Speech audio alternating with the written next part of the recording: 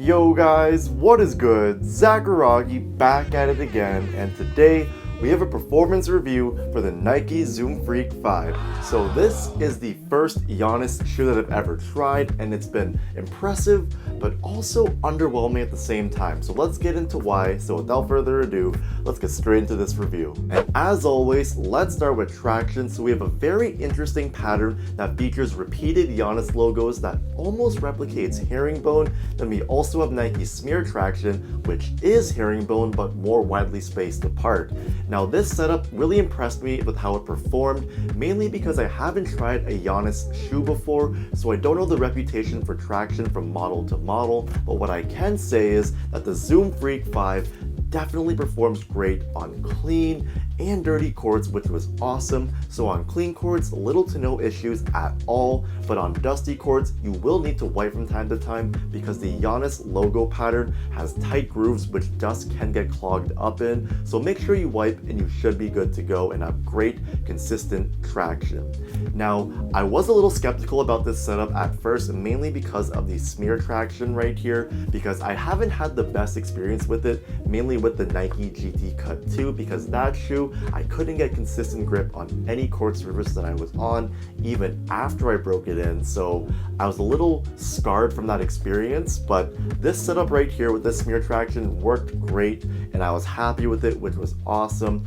So I didn't take this shoe outdoors, so I can't tell you how it performs outdoors, but what I can say is that it should be durable enough to last quite a bit of time, and given that this is a flat surface right here, it will wear out evenly, which is awesome for all you outdoor hoopers. But on the topic of durability, with just how much I played in these indoors, I didn't really notice any durability issues with this setup either, so that's also an added benefit for this traction setup. But all in all, the traction is one of the best features on this shoe and is definitely worth trying the shoe out just from the traction setup alone. But now let's talk about the cushioning. So we have a basic setup that features a full-length Phylon midsole and a Zoom Air unit in the forefoot. So all in all, this setup is decent at best. It just gets the job done. It is low profile, giving you some good court feel, but the impact protection is decent at best. So this Phylon is definitely more firm and dense, and definitely isn't what I would prefer typically on court. So directly comparing it to Cushlon, which is a little more plush and bouncy, that's exactly what I would like to play in when I'm hooping out there.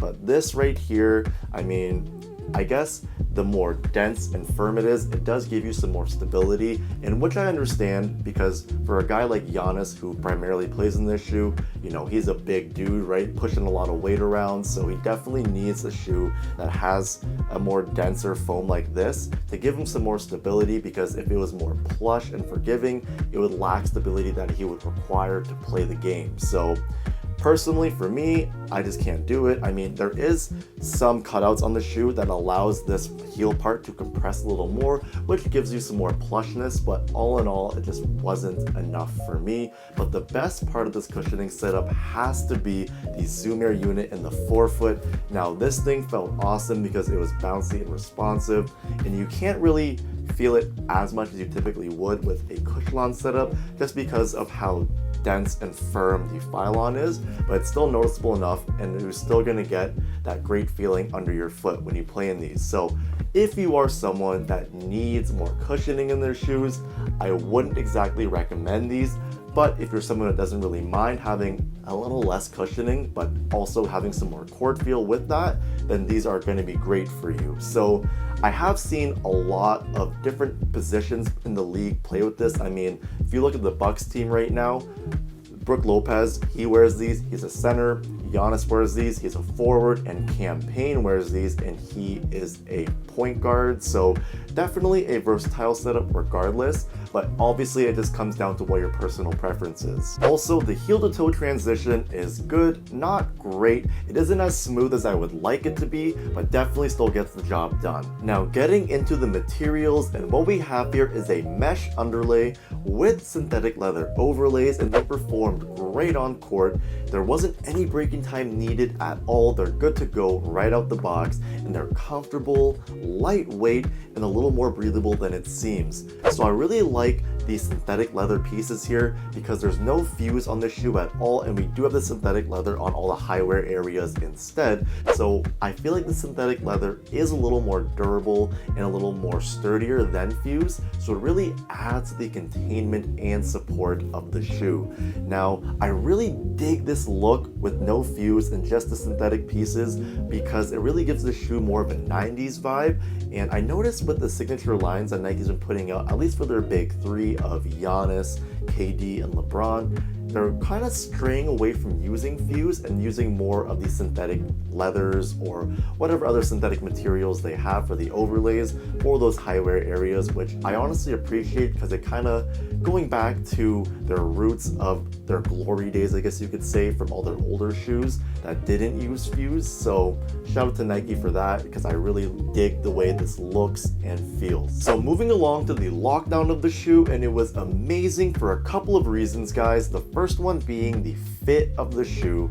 The second one being these leather pull tabs that really help to hug and contain your foot and lock it into place. And the third one being the asymmetrical lacing system right here that helps to give you guys more even lace pressure throughout the whole entire shoe, so the shoes don't loosen up in certain areas and remain tight, and also helps you to move your foot a little more naturally within the shoe as well. So now I want to touch upon the support in the shoe, and there's one big thing about it that is missing that would have made these a lot better for support. Now watch as I can easily flex this shoe like this, and man, this shoe just lacks that stiffness, rigidity right there because it lacks a midfoot shank plate. Now I'm sure Giannis's PE pairs probably has a midfoot shank plate because a guy like that definitely needs that kind of support, but Nike being Nike, they always just give us a product that is made for the general public and not something tailored and specific for basketball players. I mean, you can see this for examples with the Nike Kyrie stuff. All the shoes had extra stuff in it that we would love to have in, you know, the shoes that they put out on the stores and whatnot, but they just say screw it and give us what they give us, right? So honestly, I'm used to it by now. Nike's been doing this for years, so it is what it is at this point. But other support features of this shoe, you're getting a lot of that support from the fit of the shoe, as well as this heel counter back here, which is sturdy enough to get the job done, as well as the flat base right here that features an outrigger as well. So laterally, you're contained there, it's good, but torsionally, I mean, it could be a bit better because, like I said, no midfoot shank plate, but with the way the midsole is designed, you still have some, you know, parts here that restrict it from flexing and twisting all the way, which is good enough to get the job done, but obviously still not as good as it would have been had it had a midfoot